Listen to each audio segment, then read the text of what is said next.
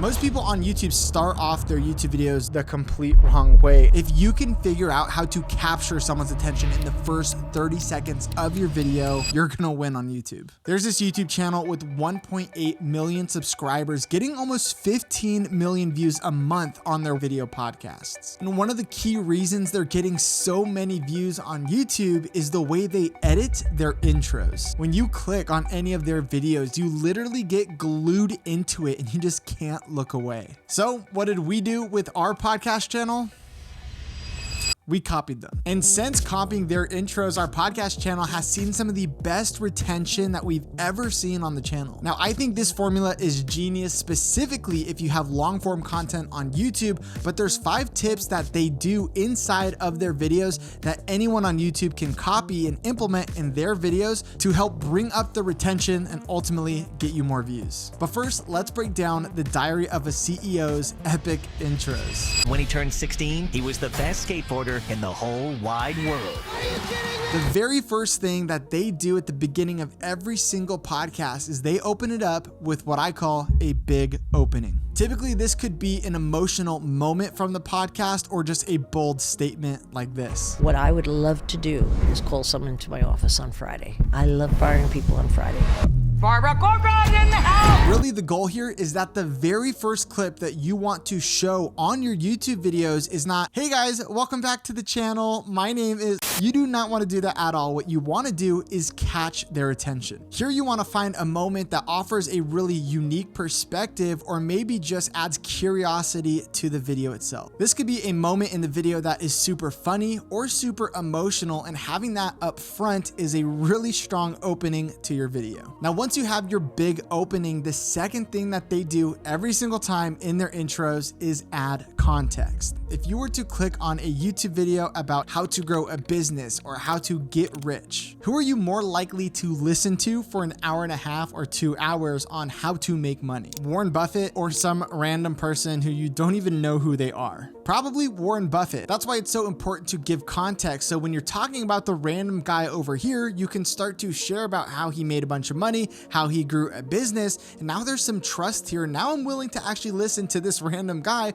for an hour and a half tell me how to make money. Now, after they've set the context, they have the third part of this formula, which is the coming up section. This is actually a trick that reality TV shows have been doing for a very long time. Once you know what's coming up, you don't want to change the channel. You don't want to skip off the video because you're excited to see what's coming up. Using this 3-step formula is going to set a great foundation on how to set up the intros for your long form content. But really, there's 5 things that they're doing inside of these edits that are really hooking the viewer in. And the first thing that they're doing is music. Now, this channel doesn't just add in any type of music to their videos. They're choosing music that is going to elevate the emotion of the story. So if your big opening is going to start off emotional, you want music that is going to match that emotion. Now, the other thing they do with the music in their intros is they switch up the music a lot, sometimes 2, 3, even 4 times throughout the intros. And this is a great technique to make it feel a lot more fast paced and keep you on your toes. Now, if you need music for your YouTube videos, we love using Epidemic Sound because they have amazing tracks on their website where you can just browse based on the mood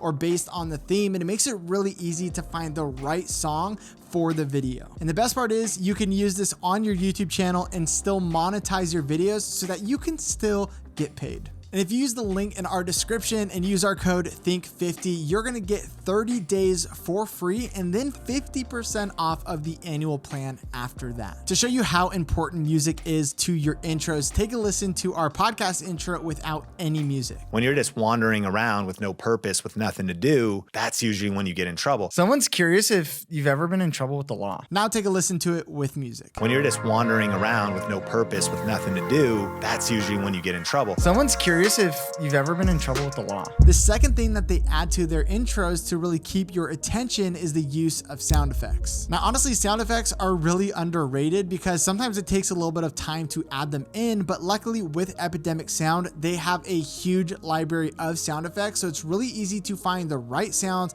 download them, and use them in your videos. And there are so many different ways that you can add sound effects to your intros to spice it up. What they use is a few specific sound effects, one that we call a riser, and then they also use a boom. Sweet. Now I want to show you what our podcast intro sounds like without any sound effects, and then what it sounds like with sound effects. Lights start flashing in the rearview mirror, and I'm like, I am done. I was an entirely different person. Lights start flashing in the rearview mirror, and I'm like, I am done. I was an entirely different person. All those sound effects really made a huge difference, and I feel like it really leveled up the quality of the edit and made it a lot more engaging. The third thing they do is using text on screen. Now, in your intros, it really does make it more engaging because humans naturally are drawn to words and they want to read what's happening on the screen. Now, you don't need to use captions for the entire intro, but there are specific moments where I think it is super useful. The fourth thing that they like to do is movement. So sometimes they have the camera on a slider, and this adds some camera movement to the shot. Other times they just do a slow zoom in when the person is talking, and this is something that you can do in any editing software. And they also have multiple camera angles, so you can cut from one camera angle to the other one, to that one, and back to that one. And